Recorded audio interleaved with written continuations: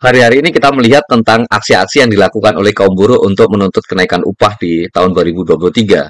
Dan bicara tentang kenaikan upah, itu sejatinya adalah bicara tentang kesejahteraan. Itu yang dilakukan oleh kalangan buruh. Namun demikian kita juga ingin melihat tentang perjuangan yang dilakukan oleh elemen yang lain. Misalnya adalah elemen petani, tentang bagaimana mereka memperjuangkan upahnya. Dan untuk itu kita akan berbincang dengan Bung Marlan Lase dari Serikat Petani Indonesia. Kita ingin tahu tentang apa yang dilakukan oleh kawan-kawan petani untuk memastikan terkait dengan kesejahteraannya. Dan untuk itu kita mau bertanya kepada Bung Marlan tentang apa sesungguhnya yang menjadi indikator dari kesejahteraan petani. Oke, sebenarnya problem kalau kita bilang kesejahteraan petani ukurannya itu ya terlalu umum, Bung ya. Kalau kita kan sebenarnya hal pertama kita adalah kebutuhan pokok kita tercukupi, kemudian persoalan kesehatan kita terjamin, kemudian pendidikan anak kita, anak-anak muda terjamin, kemudian semua tunggakan itu tidak ada, kemudian kebutuhan-kebutuhan lainnya tercapai. Nah, problemnya kan eh, saat ini kita sangat tidak tercukupi untuk hal itu gitu. Karena memang eh, pendapatan kita terhadap pertanian, pekerjaan kita itu tidak mencukupi untuk itu. Nah, misalnya ini banyak faktor ya, setidaknya ada banyak faktor ya, ada banyak faktor. Tapi kita bisa melihat dari bagaimana pendapatan kita, bagaimana pendapatan saya misalnya sebagai petani jagung bisa mencukupi kebutuhan saya, kebutuhan keluarga saya di tengah misalnya harga BBM naik nih sekarang nih, itu kan sangat sangat sangat berdampak kepada kita. Kemudian nanti pelan-pelan ini akan naik tuh harga-harga kebutuhan lainnya, pendidikan mulai naik, kesehatan mulai naik, transportasi naik semuanya. Nah, sedangkan harga produksi kita itu tidak berubah gitu. Harga misalnya beras sekarang tidak berubah di petani, HPP-nya tidak berubah gitu. Nah, itu yang menjadi penyebab kenapa kita sulit untuk keluar dari kemiskinan. Belum lagi persoalan eh, fondasi utama adalah tanah ya. Tanah sebagai alat produksi utama kita. Kita nggak punya tanah sekarang. Rata-rata saya misalnya petani ini, Bung. Saya ini nggak nyampe setengah hektar. Saya nggak nyampe 1 hektar. Setengah hektar saya punya tanah palingan untuk tanam jagung di sana. Nah, ini gimana saya bisa sejahtera ketika tanah saya nggak sedikit. Belum lagi ketika ini hari ini lagi musim hujan, Bu. Semua musim hujan ini. Belum lagi musim banjir. Nah, itu kan mengganggu produksi ya. Mengganggu produksi membuat bisa gagal panen gitu. Nah, begitu juga di petani kita itu banyak ya petani-petani beras itu juga lagi musim nih, ada sebagian musim panen, ada sebagian musim tanam di beberapa daerah. Ini kan bisa akan mengganggu gitu, membuat kita jadi takut ini apa namanya untuk menanam beras, menanam padi, kemudian juga ketika ini impor beras isu ini naik, Bu, ini kan dampaknya spekulan-spekulan di lapangan itu sangat-sangat bermain ini. Nah, misalnya dengan apa namanya para tengkulak-tengkulak itu, mereka punya alasan untuk menekan harga di petani.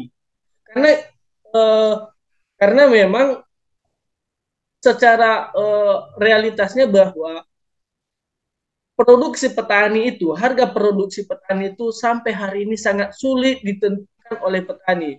Selalu yang menentukannya adalah para tengkulak yang membeli. Dan oleh karena itu, ketika isu harga beras ini, isu impor ini naik, mereka punya alasan untuk menekan petani lagi, untuk menekan harga petani. Nah, Bulog sekarang ini kan nggak sanggup beli. Kita kan pingin meminta 5.600 ya harga gabah itu ya, gabah kering itu di petani. Nah, sedangkan Bulog masih belum nyampe harga segitu. Nah, itu yang menjadi tantangan tantangan kita di di petani ketika kita menyerahkan ke pemerintah untuk mengambil alih untuk menyerap produksi petani juga sulit. Gitu. Kita menyerahkan ke pasar pasar bebas, pasar yang apa ya di tengkulak-tengkulak itu tengkulak menggunakan berbagai cara untuk menekan kita. Salah satunya dengan isu atau misalnya benar-benar dilaksanakan impor pangan ini itu akan apa ya, membuat kita para petani kesulitan atau kita tidak bisa berdaulat lagi menentukan harga ini. Kira-kira seperti itu, Bung. Dan yang Jadi poin penting ada dan poin pentingnya adalah ya kita bukan kekurangan pangan ya. Kita bukan kekurangan produksi beras itu di Tuban yang sampai uh, apa ya lagi lumbung pangan dan SPI hari ini sedang mendorong namanya kawasan daulat pangan KDP. Jadi kita lagi aktif mendorong bagaimana petani bisa berdaulat dan bisa memproduksi pangan secara apa ya, secara mandiri dan mewujudkan kedaulatan pangan. baru-baru ini kawan-kawan petani juga melakukan penolakan terkait dengan impor beras. Lantas apa sebenarnya yang menjadi dasar, menjadi landasan bagi teman-teman petani untuk melakukan penolakan terhadap impor beras? Kita dari Serikat Petani Indonesia sebenarnya para petani melihat bahwa kebijakan impor pangan itu tidak tepat ya dengan situasi sekarang ini. Mengapa? Ini kan sudah mulai memasuki apa namanya musim sebagian musim panen mas ya. Pertama kan kita masih banyak produksi beras gitu. Nah, artinya eh, produksi beras kita sejauh ini sebenarnya masih mencukupi untuk kebutuhan pangan kebutuhan beras di Indonesia, terutama di daerah misalnya di daerah Jawa Tengah, kemudian di daerah Jawa Timur, Tuban, kemudian ada di daerah Indramayu, kemudian juga di Sumatera Selatan, di Banyuasin, itu kebutuhan produksi beras kita itu sebenarnya masih mencukupi gitu. Nah, ketika ini impor pangan, itu kan sangat dampaknya ke kita ya, karena itu akan membuat harga beras yang kita produksi sebagai petani itu akan jatuh karena pasar akan melihat bahwa akan banyak nih stok beras yang akan masuk dan itu mengganggu kestabilan harga dan terutama yang akan apa namanya yang akan tersebar di pasaran akan mengutamakan beras-beras impor ini gitu dan beras petani pasti akan tidak bisa bersaing dengan harga itu. Nah, ketika ini tidak bisa bersaing, posisinya juga produksi juga kita ada, ini akan rugi kita sebagai para petani. Dan itu jadi problem kita mengapa itu jadi problem dasar kita ya, mengapa kita menolak sebenarnya kebijakan impor pangan ini di tengah kita ada upaya ini. Misalnya saya ini petani dan kita berupaya untuk mendorong ini produksi beras semakin tinggi gitu. Dan kita dari kalangan anak muda sudah mulai menyadari bahwa pangan ini sangat penting, beras ini sangat penting dan kita harus masuk ke sana. Nah, ketika kita dihadapkan pada hal ini, itu bisa membuat kita semakin pesimis, semakin membuat kita nggak usah lagi lah bertani begitu, nggak usah lagi lah bertani, toh harganya juga jatuh. Nah, itu jadi persoalan dasar kita mengapa kita menolak kebijakan impor beras ini, Bung. Nah, pertanyaan selanjutnya adalah, agar impor beras tidak terjadi, apa yang mesti dilakukan oleh pemerintah? Kita memandang bahwa pertama Bulog itu tidak hanya melihat cadangan beras kita itu di pusat gitu, tapi sebenarnya Bulog dan pemerintah juga perlu melihat cadangan beras kita di daerah, di provinsi, di kabupaten, bahkan di petani-petani itu sendiri. Karena kalau hanya mungkin melihat yang ada di gudang Bulog saat ini, mungkin itu tidak cukup.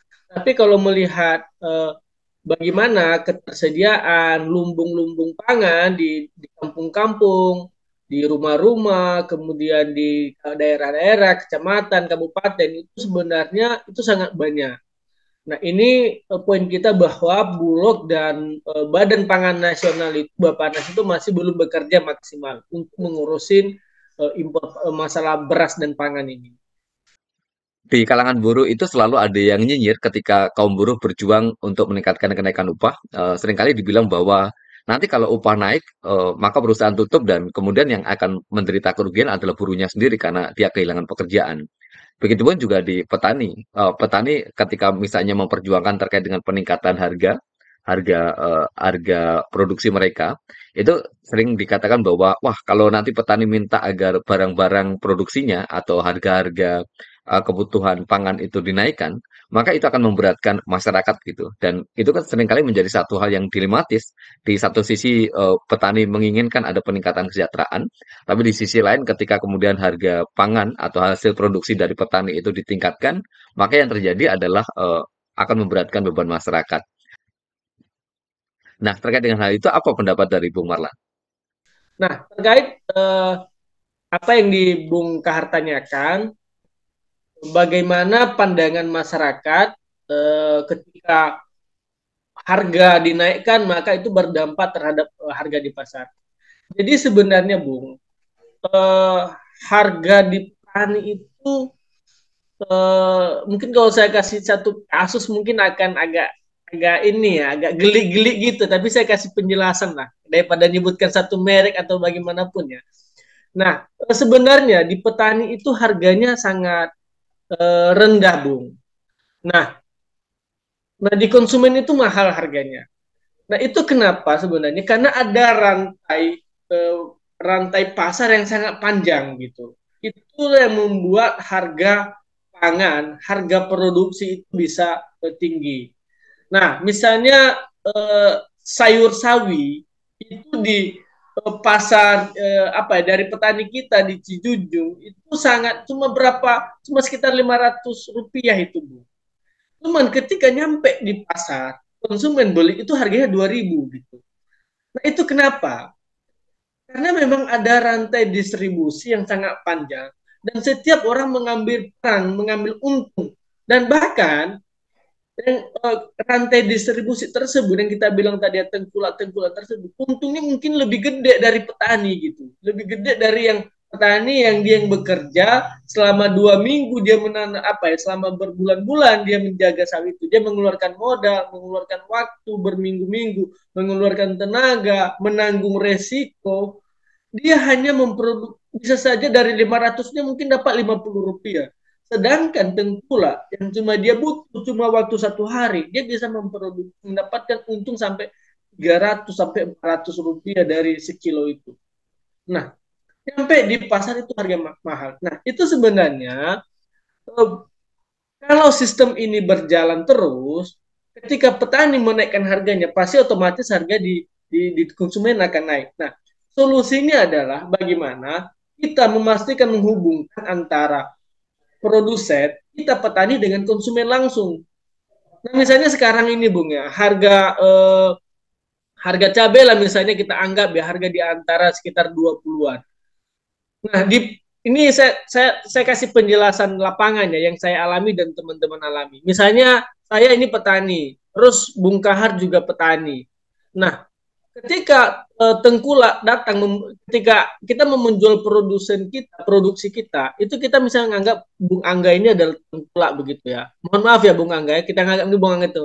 Ketika dia menjumpai saya, dia menanya, Bung Marlan, berapa ini harga per kilonya saya beli? Tentu kan saya harus menghitung nih, berapa biaya produksi pendidikan, terus juga kesehatan, dan juga misalnya tabungan saya selama 6 bulan. Oh begini harganya Bung Angga, kalau mau beli kilo supaya bisa untung. Nah Bung Angga kan melihat, oh ini nggak ada untungnya buat saya ini. Kalau anda ada pun sedikit, ini dia nggak mau beli ke saya. Dia nawarin ke Bung Kahar. Nah Bung Kahar mungkin membutuhkan uang. Nah ketika dia memainkan selisih harga, memainkan psikologis petani, akhirnya Bung Kahar mengalah pada Bung Angga untuk menentukan harga tersebut. Maka yang membeli tersebut, saya sebagai petani harus mau tidak mau juga menjual dengan harga yang ditentukan oleh Bung Angga. Nah, itu berlaku ketika sampai di pasar. Nah, oleh karenanya kita dari petani menganggap bahwa solusi satu-satunya adalah memotong rantai distribusi ini. Disitulah peran pemerintah sebenarnya.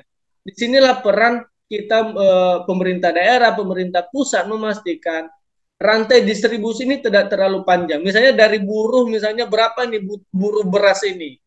Nah, tinggal petani langsung gitu. Jangan lagi buruh beli lagi ke petani. Atau misalnya ibu-ibu yang suka pengajian jangan lagi beli di apa ya, di tengkulak begitu. Langsung beli ke petani gitu. Nah, itu kan akan membuat harganya lebih adil. Di petani akan naik, di konsumen mungkin bukan naik, Bung, tapi lebih rendah gitu, lebih turun harganya.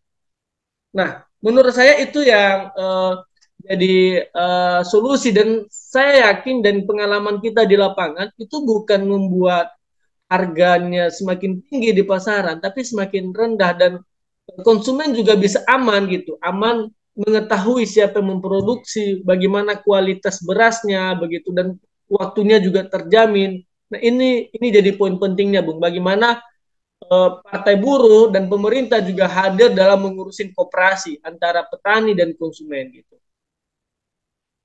Begitu, Bung. Oke, kalau buruh itu biasanya kan yang paling kelihatan salah satunya, walaupun nggak semuanya, indikator untuk menaikkan kesejahteraan itu dengan menuntut kenaikan upah seperti yang saat ini ramai. Nah, Oke. kalau di kawan-kawan petani, seperti apa konsep untuk menuntut peningkatan kesejahteraan ke negara itu? Oke. SPI dan kita semua sebenarnya uh, punya tujuan yang satu, Bung. Ya, ini urusan kedaulatan pangan. Karena pangan ini kan apa yang kita makan sehari-hari ya, yang kita makan sehari-hari. Nah, SPI dan perjuangan kita itu dan Partai Buruh juga saya yakin adalah tujuannya kedaulatan pangan. Nah, kedaulatan pangan itu ada tiga prinsip. Karena di kedaulatan pangan itu pertama bisa membuat apa namanya ya, negara bisa berdaulat, kemudian kita tidak kekurangan pangan, dan terakhir adalah menjamin kesejahteraan petani di kedaulatan pangan ini. Nah, untuk mewujudkan kedaulatan pangan ini, setidaknya ada tiga syarat umum Bu, yang harus dipenuhi. Nah, syarat pertama adalah petani harus memiliki alat produksi. Petani harus bisa mengakses alat produksi utama. Nah, apakah alat produksi utama tersebut? Paling utama adalah tanah, air. Nah, kenapa? Tanah ini adalah tempat kita nanam. Kalau nggak punya tanah, nggak bisa kita nanam. Nah, faktanya bahwa hari ini saya dan teman-teman yang lain, dan mungkin juga Bung Angga ya, dan mungkin juga sebagian di teman-teman di buruh, cuma memiliki 0,5 hektar tanah. Kemudian, atau bahkan sebagian itu sebagai buruh tani gitu. Nah, pertanyaannya bagaimana kita bisa sejahtera ketika tanah yang kita miliki itu sangat sedikit. Nah, karena faktanya bahwa di dalam aturan kita, untuk bisa sejahtera itu minimal petani memiliki 2 hektar tanah. 2 hektar tanah. Nah, eh, di lapangan ya, kita pengalaman, kita berhasil melihat banyak petani-petani anggota kita, saudara-saudara kita yang memiliki 2 hektar tanah itu bisa sejahtera hidupnya, bisa menyekolahkan anaknya, bisa membangun rumahnya, bisa punya menjamin transportasinya, pendidikan keluarganya terjamin, bahkan dia punya tabungan begitu. Nah, persoalannya kita nggak punya hak atas. Apakah kita nggak punya tanah? Hari ini kita punya tanah, Bung, yang luas, tanah negara ini sangat luas. Hanya saja terjadi ketimpangan penguasaan atas tanah. Nah, bagaimana sebagian orang memiliki jutaan hektar, tapi bagi saya dan teman-teman yang lain itu nggak punya tanah gitu. Misalnya buruh sekarang ini, mereka berlomba-lomba nih. Sebagian buruh itu yang ke kota itu adalah para petani nih, mantan petani, ex petani yang tidak lagi sanggup, tidak punya tanah, harus menjadi buruh. Akhirnya persaingan di kota semakin tinggi. Nah, oleh karena itu tuntutan dasar kita adalah bagaimana petani diberikan kepemilikan, akses, dan penguasaan terhadap tanah.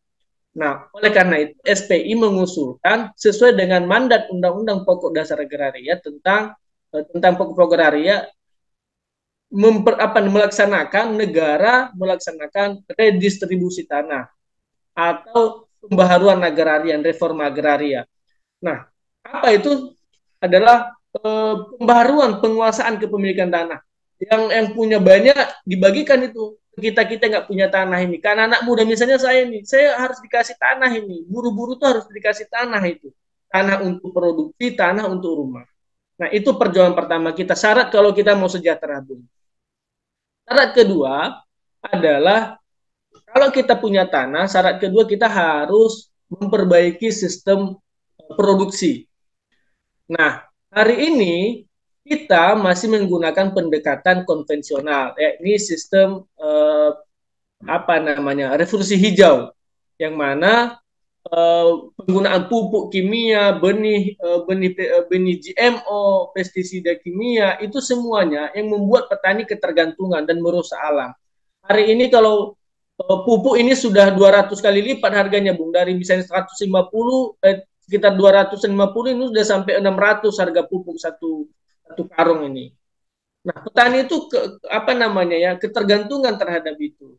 Nah, oleh karenanya kita berusaha bagaimana kita misalnya masalah benih, masalah pupuk, masalah pestisida itu kita bisa produksi sendiri sehingga kita tidak apa namanya tidak terketergantungan terhadap produksi benih-benih perusahaan. Karena selama ini di benih kita, pupuk, pestisida kita beli semua. Tapi sebenarnya secara kebudayaan kita bisa sendiri gitu.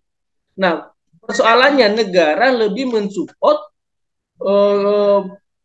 lebih mensupport benih-benih kepada petani itu yang dari perusahaan, tetapi mendorong petani untuk memproduksi benih, pupuk dan pestisida itu tidak ada, sangat lemah.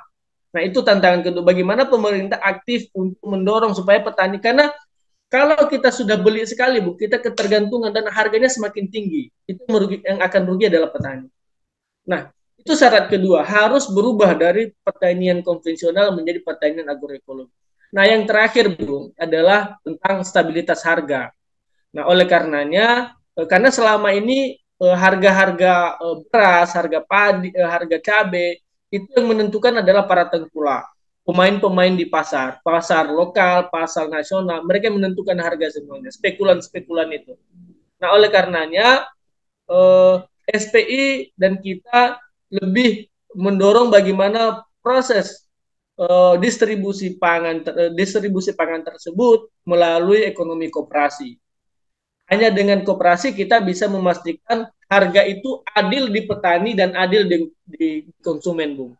Karena selama ini yang menentukan harga adalah bukan petani gitu. Misalnya apa namanya, petani beras, petani padi, petani cabai, petani karet, petani manggis, petani jengkol, semuanya kita tidak punya kedaulatan untuk menentukan harga itu. Dan negara juga tidak bisa mengintervensi terlalu jauh. Bukan tidak bisa, belum mengintervensi terlalu jauh. Nah, oleh karenanya itu kita memastikan proses distribusi pangan tersebut harus melalui koperasi supaya di petani harganya naik dan juga di konsumen harganya bisa adil begitu. Jadi terjadi keadilan harga. Nah, setidaknya 3 syarat utama itu, Bung, bagi kita supaya bisa petani sejahtera. Kita sudah bicara panjang lebar terkait dengan permasalahan petani, tentang bagaimana indikator dari kesejahteraan petani. Kita juga sudah ngomongin soal sesuatu yang sangat fundamental, di mana impor beras mestinya tidak dilakukan. Mungkin ada catatan kecil dari diskusi kita kali ini, Bu Marlan. Kesimpulan saya dalam diskusi kita yang singkat ini, saya sebagai petani merasa terzalimi ya, merasa tersakiti dan dihilangkan haknya apabila impor ini dilanggar haknya apabila impor ini tetap dilanjutkan impor beras ini.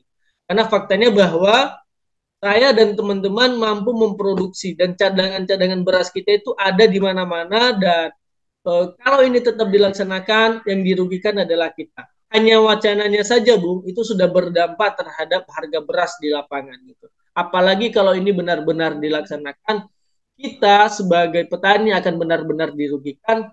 Dan yang anak-anak muda seperti saya ini, kita-kita ini akan melihat lagi dan lagi pertanian sebagai bukan harapan dalam masa depan.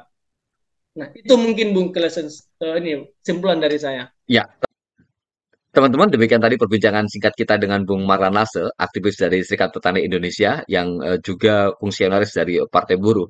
Semoga dari diskusi kita pada kali ini ada satu perspektif baru yang bisa kita dapatkan dan kemudian kita bisa memahami lebih dalam begitu tentang persoalan petani dan kemudian juga ikut memberikan solidaritas, ikut memberikan dukungan terhadap apa yang sedang diperjuangkan oleh para petani. Karena bagaimanapun petani adalah bagian dari kelas pekerja dan oleh karena itu penting bagi kita untuk sama-sama memastikan kepentingan para petani bisa diwujudkan.